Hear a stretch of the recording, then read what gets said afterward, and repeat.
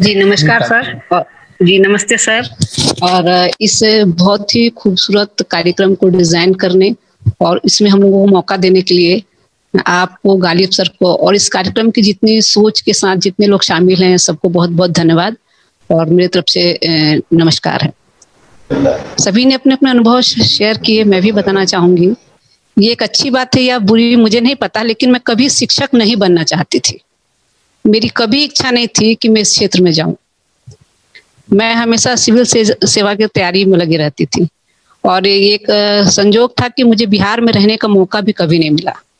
मेरी शिक्षा दीक्षा मध्य प्रदेश जबलपुर में खमरिया जगह है वहाँ पर हुई है और मैं शादी के बाद 1995 में मेरी शादी हुई और उसके बाद से ही मैं बिहार में स्थायी रूप से रहने लगी।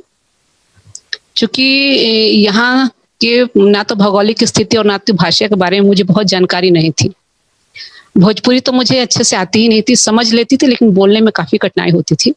और आप सभी जानते हैं हमारे एक बहुत चर्चित कार रहे थे कुमार नयन भैया और उनका बहुत बड़ा योगदान रहा मुझे इस क्षेत्र में भोजपुरी का उपयोग करने, प्रयोग करने और क्षेत्र में प्रचार कराने में उनका बहुत बड़ा सहयोग था। ये एक चूँकि मैं अपने परिवार में पहली पढ़ी-लिखी बहू गई थी और मेरा परिवार उतना आगे नहीं था कि हम लोग पर्दा प्रथा से बाहर थे। उस हमारे यहाँ घूंघट लेके ही चलना था।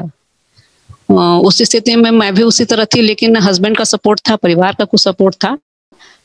उस समय हमारे अंजोर संपूर्ण साक्षरता अभियान चलता था। तो उसमें मुझे बिना जानकारी के मुझे कहने में कोई शर्मिंदगी नहीं है कि बिना जानकारी के कि क्या है, मैं उस कार्यक्रम से जुड़ी। लेकिन जब धीरे-धीरे मैं देखने लगी कि ये शिक्षा के क्षेत्र में काम करता है तो मेरा मन लगने लगा उसमें। और फिर मैं फील्ड में घूमने लगी, काम करने लगी और जो मेरा अधिकारी बनने वाला भूत था, वो धीरे-धीरे उतर गया और सामाजिक क्षेत्र में काम करने में रुचि बढ़ने लगी। कुछ उस समय के हिसाब से आप मतलब 95-96 के हिसाब से पठन-पाठन की सामग्री की भी कुछ दिक्कतें थी, तो मुझे सामाजिक काम में पूरी तरह रम जाने का मौका लगा और मुझे इसमें इंटरेस्ट आने लगा। 2002 तक मैं संपूर्ण साक्षरता अभियान के तहत काम की। 2 साल के लिए फिर थोड़ा-सा गैप हुआ। फिर 2005 में मेरा जो नियुक्ति है वो शिक्षा मित्र के रूप में मिडिल स्कूल नवाडेरा में हुआ। मुझे इससे पूर्व बच्चों को पढ़ाने का किसी तरह का कोई अनुभव नहीं रहा। चूँकि मैंने इस तरफ कभी सोची ही नहीं थी कि मुझे उस क्षेत्र में जाना है, इसलिए मैंने कभी इसका अनुभव लेने का कोशिश भी नहीं की। जब मैं उस विद्यालय में गई तो मुझे जाने के बाद योगदान करने के बाद दूसरे दिन कहा गया कि आपको ट्रेनिंग लेने जाना है। मैं प्रशिक्षण ली, 30 दिवसीय प्रशिक्षण हुआ। लेकिन ईमानदारी की बात ये है कि मुझे फिर भी नहीं पता था कि मैं विद्यालय में जाकर के बच्चों के साथ पढ़ी हुई चीज़ें तो मुझे याद थी कि मेरे शिक्षक किस तरह पढ़ाते थे। मैं खुद सरकारी स्कूल से पढ़ी हूँ जबलपुर में और वहाँ हमारे यहाँ पूरी कंटिन्यू क्लासेस चलती थी और सारे शिक्षक हर विषय के क्लास के शिक्षक आते थे और पूरी घंटी पढ़ाई होती थी। तो मेरे दिमाग में सरकारी स्कूल की वही खाका थी कि जाना है, क्लास सजा होगा, बेंच लगा होगा, हम जाएँगे, बच्चे बैठे होंगे और पढ़ाना है। बस यही मेरे दिमाग में था। लेकिन जब मैं विद्यालय में गई, जहाँ मेरा विद्यालय है, करीब 1 किलोमीटर पैदल खेत के रास्ते से जाना है। अभी भी आप आइएगा तो वही स्थिति मिलेगी और 3 किलोमीटर लगभग बस से जाने का रास्ता है। वहाँ जाने के बाद स्थिति थी कि ना चारदीवारी था, ना लैट्रिन, ना बाथरूम, ना नल और टूटे हुए 2 ठो कमरे थे। आज तो स्थिति अच्छी है, 8 कमरे बन गए हैं, लेकिन उस समय यही स्थिति थी। इत्तेफाक से मेरी छोटी बेटी लगभग 6-7 महीने की थी और उसे लेके मुझे जाना पड़ता था। तो एक तो पढ़ाने का अनुभव नहीं, चूँकि 30 दिवसीय में मैं बहुत कुछ नहीं सीखी, मुझे इसको कहने में कोई अफ़सोस नहीं है। मैं बहुत ज़्यादा नहीं सीख पाई, बच्ची थी यहाँ तक कि जैसे मेरे ट्रेनर जो थे, जो मैं 30 दिवसीय प्रशिक्षण में थी, तो मेरे एक ट्रेनर थे, वो मुझे कहे कि आपसे ये काम नहीं होगा। बोले, "अनीता जी, आपसे ये शिक्षा के क्षेत्र में काम होगा नहीं।" तो मैं कुछ नहीं कही क्योंकि नए-नए में जब किसी से परिचय नहीं होता है तो आदमी बहुत कुछ बोल भी नहीं पाता है। लेकिन ये मेरा सौभाग्य है कि आज वही कहते हैं कि तुमसे जितना हुआ उतना किसी से नहीं हुआ। जब आज मिलते हैं तो कहते हैं कि हम तुमको पहले दिन कहे थे लेकिन तुम जितना कर ली उतना कोई नहीं किया। तो ये मेरे लिए एक अच्छी बात है। इस तरह मैं वहाँ गई तो हमारे यहाँ लड़के-लड़कियों दोनों का विद्यालय था। वहाँ पर यादव जाति और नोनिया जाति की बहुलता है। नामांकन था और ये इत्तेफाक कि मैं वहाँ के जो बच्चे थे 8 क्लास में वो मेरे हाइट से बड़े-बड़े थे और लड़कियां का भी लगभग यही स्थिति था। तो उस उम्र में उस जात विशेष से अगर ये अपना कल्पना करते हैं कि एक साथ लोग पढ़ेंगे, ये संभव नहीं था। शिक्षक हम लोग 4 थे, क्लास 8 तक थी। कंबाइन क्लासेस हमेशा चलती थी। लेकिन वही स्थिति जो हमारे साथी और शिक्षिकाओं ने बताई कि उपस्थिति बहुत कम होती थी, विशेष करके बच्चियों की उपस्थिति तो ना के बराबर होती थी। और मैं वहां अपने विद्यालय में एकमात्र महिला शिक्षिका थी। और ये भी एक बात ही है कि वो विद्यालय का जो क्षेत्र है वो मेरा ससुराल पड़ता था। तो ससुराल पढ़ने के नाते सारे लोग परिचित थे और मैं घूंघट से ज्यादा बाहर निकल करके वहां कहीं जा नहीं सकती थी। क्योंकि मैं भी नई नई थी तो मैं इतना साहस नहीं कर पाई थी कि मैं उससे बाहर निकलूं। तो आंचल सिर पर रखने के बाद जो जो लड़कियां आती थी उन्हीं के माध्यम से मैं उनके घर जाती थी या उनके अगल बगल में जाती थी। और जाने के बाद फिर उनको बोलती थी विद्यालय आने के लिए। और दिक्कत ये थी कि मैं जिसके घर जाती थी वो दूसरे दिन मेरे घर आके लोग बोल जाते थे कि, मतलब मैं अपनी भोजपुरी भाषा में बोलना चाहूंगी कि फलाना के पतो तो जा ले पढ़ावे या घूमे लगे ले घरे घरे। मतलब वो जाती है पढ़ाने लेकिन दूसरे के घर घूमने लगती है। अब ये मेरे लिए बड़ी समस्या थी कि अगर किसी के घर जाओ तो हो जाता था कि घूमने जाती है। फिर भी लगा कि नहीं, धीरे धीरे करना चाहिए। विद्यालय के शिक्षकों का सहयोग मिला। वो लोग कहे कि नहीं ठीक है, आप जो है विद्यालय का पढ़ाने वाला काम मत कीजिए, आप लोगों के घर घूम के खाली भेजने वाला काम कीजिए। तो मैं धीरे धीरे वही काम करने लगी। लेकिन अनुभव करते करते जब बच्चे आने लगे, कुछ बच्चियां भी बातचीत के क्रम में आने लगी विद्यालय, तो अच्छा लगने लगा। और मैं ईमानदारी से कहती हूँ कि मैंने पढ़ाना विद्यालय में ही सीखी। क्योंकि आज भी मेरी सोच है कि एक शिक्षक के लिए कोई जरूरी नहीं है कि वो बहुत ट्रेनिंग ले। अगर वो ईमानदारी से कुछ भी जो उसकी में स्वयं का गुण है अगर वो बच्चों में डालना चाहता है, कोई भी गुण, चाहे वो कला का हो, संगीत का हो, मिट्टी का हो, चित्रकारी का हो या पढ़ाई का हो, तो ईमानदारी से एक अच्छा शिक्षक बन सकता है। इस तरह से विद्यालय में जब धीरे धीरे हम लोग एक्टिविटी करने लगे, लड़कियां आने लगी, तो फिर धीरे धीरे संख्या बढ़ने लगी। और आज मुझे कहते हुए गर्व है कि मेरे स्कूल में लगभग 450 बच्चे बच्चियां नामांकित हैं और उसमें 400 की उपस्थिति रहती है। ये हमारे लिए बहुत बड़ी उपलब्धि की बात है। तो इस तरह से हम लोग धीरे धीरे अपना कठिनाई के साथ काम किए। आज के समय में और उसके समय में जमीन आसमान का फर्क है। आप लोग से बेहतर तो मतलब हम लोग नहीं बता पाएंगे, आप ज्यादा समझते हैं कि 95, 96 या 2001 और 2 में महिलाओं का घर से बाहर निकलना और निकल करके काम करना अपने आप में बहुत बड़ा चैलेंज होता था। आज जो है घर के लोग शौक से अपने बच्चियों को, बेटियों को, बहुओं को काम करने के लिए भेजना पसंद करते हैं। वो ऐसी स्थिति थी कि उस समय लोग अपने घर बहू बेटियों को काम करना शर्मिंदगी महसूस करते थे। अगर कोई चला जाता था तो ये माना जाता था कि अरे वो परिवार बढ़िया नहीं है, उसके घर की लड़कियां हैं या बहुएं हैं, इस तरह से बाहर जाती हैं। तो जिस वर्ग से हम आते हैं वो भी समस्या मेरे साथ थी। मेरे छोटे ससुर को बिल्कुल भी पसंद नहीं था कि मैं जाऊं घर से बाहर, पर धीरे धीरे उनको हुआ कि नहीं, जाती है तो कोई दिक्कत नहीं है, आ सकती है। तो फिर धीरे धीरे वो भी नॉर्मल हो गए। और फिर आज की स्थिति में आप सभी के सहयोग से और विद्यालय के परिवार के सहयोग से मैं उपस्थिति के साथ साथ पढ़ाने में भी रुचि आने लगी। जैसा नीलम जी बताई, टीएलएम का प्रयोग धीरे धीरे सीख गया आदमी, नवाचार करना सीख गया। नवाचार में मुझे सबसे अच्छा जो चीज लगता है, मैं अपनी कक्षाओं में जब भी कक्षा करने का मौका लगा, मैंने कभी किताब जल्दी पढ़ाई नहीं। कोई भी मेरे विद्यालय आकर के आप बच्चों से देख सकते हैं, मैं बच्चों को जल्दी पढ़ाती नहीं हूँ। चूंकि सरकारी स्कूल बच्चों की सबसे ज्यादा कमजोरी जो मुझे महसूस होती है, वो लिख नहीं पाते हैं और शुद्ध उच्चारण नहीं कर पाते हैं। तो मैं अपनी कक्षाओं में सबसे ज्यादा बच्चियों के साथ बोर्ड पे उनको खड़े करती हूँ और चौक पकड़ा देती हूँ, और जो भी मैं कहती हूँ, कहती ये आप लिखिए बस, और दूसरे से सुधार करवाती हूँ। मेरा अपना तरीका यही है। रीडिंग के लिए भी मैं ज्यादा से ज्यादा बच्चों को ही मौका देती हूँ कि आप आइए, आप ही पढ़िए। फिर उनसे ही पूछती हूँ कि जो लाइन पढ़ी गई इसके विषय में आप क्या समझे। वो लोग खुद बताते हैं कि मैडम इसका अर्थ ये समझे हम, इसका ये हुआ। फिर दूसरे से पूछते हैं। मैं ज्यादा से ज्यादा मैं कोशिश करती हूँ कि मैं कम से कम बोलूं और कम से कम लिखूं। उन्हीं लोग से जितना हो सकता है कराती हूँ, और उन लोग को अच्छा भी लगता है। मुझे खुद भी संतुष्टि लगता है कि मैं जो एक पैराग्राफ ही पढ़ाई या एक चैप्टर ही पढ़ाई, तो जो मैं पढ़ाई वो बच्चों को समझ में आया अर्थ के साथ कि वो क्या चीज है। ये मुझे अच्छा लगा, चूंकि मैंने इसी तरह का अनुभव की हूँ पढ़ाई की। 2009 में इत्तेफाक से अक्षरांचल योजना में जुड़ने का मौका मिला। गालिब सर, संजय सर और बहुत सी, मतलब क्षेत्र बहुत विस्तृत हो गया। और क्षेत्र विस्तृत हो जाने के बाद जो घर घर जाने की आदत थी, इसका क्षेत्र भी बढ़ गया। चूंकि इसके पहले केवल अपने विद्यालय के पोषक क्षेत्र में ही घर घर जाने का मौका लगता था, लेकिन इस कार्यक्रम में चूंकि पूरा जिला का पहले केआरपी के रूप में थे, फिर बाद में एसआरजी के रूप में काम करने का मौका मिला, तो विद्यालय अपना भी करना होता था और बाहर का भी। तो अब जिस विद्यालय हम लोग जाते थे तो वह महादलित का था।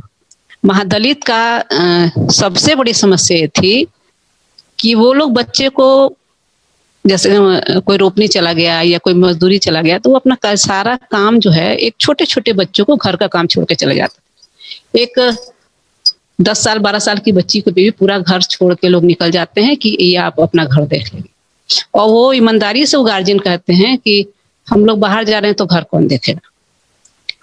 उनको ये समझा पाना कि ठीक है आप बाहर जा रहे हैं लेकिन बच्चों को भी विद्यालय जाना जरूरी है, ये बहुत बड़ा चैलेंज था। और पूरी तरह तो अभी भी हम लोग नहीं हैं, उसमें सफल नहीं हैं, लेकिन फिर भी कुछ सरकार की योजनाओं का योगदान है और कुछ हम लोग के अपने कार्य करने का अनुभव है कि अब कम से कम अधिकांश बच्चे विद्यालय में जा रहे हैं, महादलित के भी और अल्पसंख्यक के भी, ये पिछड़ा वर्ग के भी बच्चे अधिकांश जा रहे हैं। लेकिन वो शिक्षा आज भी नहीं है जिस शिक्षा की हम कल्पना करते हैं, या जो शिक्षा हमारे समाज को जरूरत है, वो हम लोग आज भी उस लेवल तक नहीं पहुंच पा रहे हैं। उसमें पहुंचने के लिए अभी हमको, या हम 3 या 6 आपकी दूसरी कड़ी है, या हम जैसे और ना जाने कितने शिक्षक होंगे जो इसमें लगे होंगे, अभी बहुत मेहनत करने की जरूरत है और आप जैसे लोगों का मार्गदर्शन की जरूरत है। एक सीमित क्षेत्र में काम करते करते एक बार एक अनुभव की, एक आप बहुत मेहनत कर रहे हैं, उसके बाद कहीं ना कहीं आके आप में स्थिरता आने लगती है। तो स्थिरता को दूर करने के लिए जरूरी है कि आप एक दूसरे जगह जाएं, वहां के अनुभव को शेयर करें और उसको आकर के अपने यहाँ इम्प्लीमेंट कीजिए। चैलेंज तो है, इसमें कहीं दो राय नहीं। आप कोई भी काम जरा सा भी आगे बढ़ेंगे तो चैलेंज तो है, विशेष करके महिलाओं के साथ। ऐसा नहीं है कि पुरुषों के साथ चैलेंज, पुरुषों के साथ चैलेंज कम है, महिलाओं के साथ सबसे बड़ी चीज है जो मैं स्वयं अनुभव की, और उस चीज को नीलम जी भी बोली कि पहले ही दिमाग में माइंड सेट होता है कि महिला है तो इसको जानकारी कम है। ये बहुत बड़ी विडंबना है। वो ये दिमाग से निकाल ही नहीं पाता है लोग कि महिला है तो उसको भी बराबर की जानकारी हो सकती है, या हो सकता है कि अगले व्यक्ति से अधिक भी जानकारी हो। ये माइंड सेट आज भी नहीं निकल पा रहा है। आप भी आज फील करेंगे कि जब प्रशिक्षण होता है, किसी भी तरह का एकेडमिक प्रशिक्षण जब दिए जाते हैं, तो उसमें या तो महिलाओं की संख्या कम रहेगी, या अगर महिलाओं को शामिल भी किया गया तो उनको बोलने ही नहीं दिया जाएगा। उनको एक सिंबल के रूप में खड़े कर दिया जाएगा कि 4 लोग हैं, ये 5वां आदमी आप हैं, और आप बस खड़े रहिए, दिखा देंगे कि इस ट्रेनर में एक महिला भी है। हालांकि इस भ्रांति को अक्षरांचल योजना में सर लोगों के द्वारा पूरी तरह तोड़ा गया। ये एक बहुत ही खुशी की बात हम लोग की। लेकिन एकेडमिक जो शिक्षा के और एकेडमिक ट्रेनिंग होती है, उसमें महिलाओं को बोलने के लिए ना के बराबर मौका दिया जाता है। जब आप ये कल्पना कीजिए कि जब एक महिला शिक्षिका को ही एक बैनर के तले, एक अधिकारी के सामने अगर बोलने का मौका नहीं दिया जाएगा, तो अगर वो अन्य लोगों की तरह उसके अंदर कॉन्फिडेंस है तब तो विद्यालय में जाके कुछ भी कर लेगा। लेकिन अगर कॉन्फिडेंस नहीं है, चूंकि वो भी उसी समाज से निकल के आई है जहां से उसे शुरू से दबाया गया है, तो कितना वो जाकर के बाहर कर सकती है। तो मैं व्यक्तिगत चाहती हूँ, आप सबसे भी अनुरोध चाहती हैं, अगर आप लोग एकेडमिक पहुंच है कहीं पर और होती है बात, तो ये एक बात आनी चाहिए कि अगर महिला शिक्षिकाओं को ट्रेनर के रूप में रखा जाता है तो उन्हें जो सब्जेक्ट का ट्रेनर वो हैं, उनको पूरा मौका दिया जाए, जितनी ही जानकारी उनको आती है वो अपनी बोले।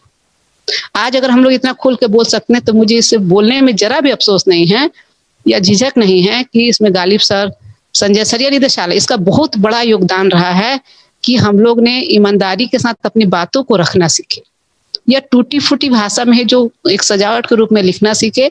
सर लोगों का बहुत बड़ा योगदान रहा है। हर जगह दबाते दबाते अगर कहीं आपको खुल के काम करने का मौका मिलता है, तो वो भी खुल का मौका जब गाइडेंस के साथ मिलता है, एक सुरक्षा के साथ मिलता है, तो उसका रिजल्ट बिल्कुल बेहतर आता है। तो मैं यही पुनः कहूंगी, अभी नवाचार बहुत करने की जरूरत है। सरकार के गाइडलाइंस के अनुसार तो नवाचार हो ही रहा है, हम लोगों को भी बहुत कुछ करने की जरूरत है। और मैं व्यक्तिगत तो नहीं, लेकिन हाँ, मैं पूरे विद्यालय 16 लोग हैं हम लोग विद्यालय में, 4 से हम लोग शुरू किए थे, अब 16 हैं, 8 शिक्षक हैं, 8 शिक्षिकाएँ हैं हम लोग। और मेरे लिए खुशी की बात है कि मेरे विद्यालय में सभी शिक्षक और शिक्षिकाएँ एक बहुत अच्छे परिवार की तरह रहते हैं। ये मेरे लिए बहुत ही खुशी की बात है और हम सब मिलकर अच्छा प्रयास करते हैं। पुनः एक बार मैं चाहूँगी कि इस तरह से सर आप कुछ ऐसा कार्यक्रम बनाइए कि हम लोग बच्चों के बीच में कुछ ऐसी-ऐसी एक्टिविटी करें कि वो बच्चे विद्यालय छोड़ने को ही तैयार ना हो। जब तक ये नहीं आएगा तब तक बहुत नवाचार करके कुछ नहीं कर पाएँगे। आपके साथ हम लोग को सहयोग ऐसा कुछ चाहिए कि कुछ ऐसा किया जाए कि बच्चे स्वाभाविक रूप से आएँ। गार्जियन इसलिए नहीं भेजे विद्यालय में कि उनको भोजन मिलेगा और पोशाक मिलेगा और छात्रवृत्ति मिलेगी। ये समाधान हमारे लिए बिहार जैसे राज्य के लिए बच्चों का विद्यालय का ठहराव अगर इस कारण से होता है, तो मैं संतुष्ट नहीं हूँ। बच्चों का विद्यालय में ठहराव होना चाहिए ज्ञान के लिए, समझने के लिए और सीखने के लिए। जब तक इस विषय पर ठहराव नहीं होगा, तब तक हम लोग उस उद्देश्य की प्राप्ति नहीं कर पाएँगे, जिस उद्देश्य की प्राप्ति के लिए एक शिक्षक होता है, एक समाज है, एक विद्यालय बना है, उस स्तर को हम लोग प्राप्त नहीं कर पाएँगे। तो आप सभी को बहुत-बहुत धन्यवाद इस मंच पर मुझे मौका देने के लिए और आप सभी का आशीर्वाद चाहूँगी कि आप सभी मुझे अपना आशीर्वाद दें ताकि मैं विद्यालय में कुछ और बेहतर कर सकूँ। धन्यवाद। शुक्रिया अनीता जी। आपने बहुत सुंदर ढंग से अपने व्यक्तिगत संघर्षों को भी और अन्य मनस्कता के साथ शिक्षा के पेशे में प्रवेश करने के बावजूद इस मुकाम को हासिल किया है। आज भी इतने दिनों तक अध्ययन अध्यापन करते रहने के और सामाजिक कार्यों में लगे रहने के बावजूद आज भी जो महिला होने के नाते जो आप महसूस करती हैं, तो उन बच्चियों का क्या, आप अच्छे परिवार से आती हैं, पढ़े लिखे परिवार से आती है, एक प्रोग्रेसिव वातावरण से आप आई हुई हैं। उन जो दलित पिछड़े वंचित समूह के की जो बच्चियां हैं, वे किन शिद्दतों से गुजरती होंगी, किन परेशानियों से गुजरती होंगी, यह तो कल्पनीय ही है, बयान के बाहर है, उसको कहा नहीं जा सकता है सही ढंग से। शुक्रिया आपका बहुत-बहुत। और मैं उम्मीद करता हूं कि हमारे बहुत सारे शिक्षक जो यहाँ जुड़े हुए हैं इन बातों का प्रचार करेंगे और इन बातों को दूसरे लोगों तक भी ले जाएंगे और यह माहौल बनाने की कोशिश करेंगे कि हमारे शिक्षक नकारा शिक्षक नहीं है, बल्कि हमारे शिक्षक नवाचारी शिक्षक हैं, जो शिक्षा को एक मुकाम दे रहे हैं तमाम अभावों के बावजूद।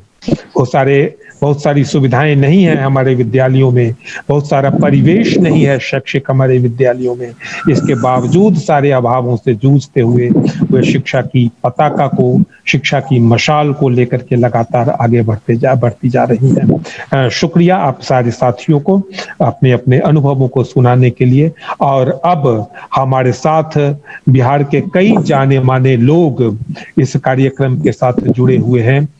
मैं फिर से उन सबका स्वागत भी करता हूं और उन्हें छोटी छोटी टिप्पणियों के लिए मैं आमंत्रित करूंगा सारे, लेकिन टिप्पणीकारों से अनुरोध होगा कि वे 5 मिनट में अपनी बात कह देंगे।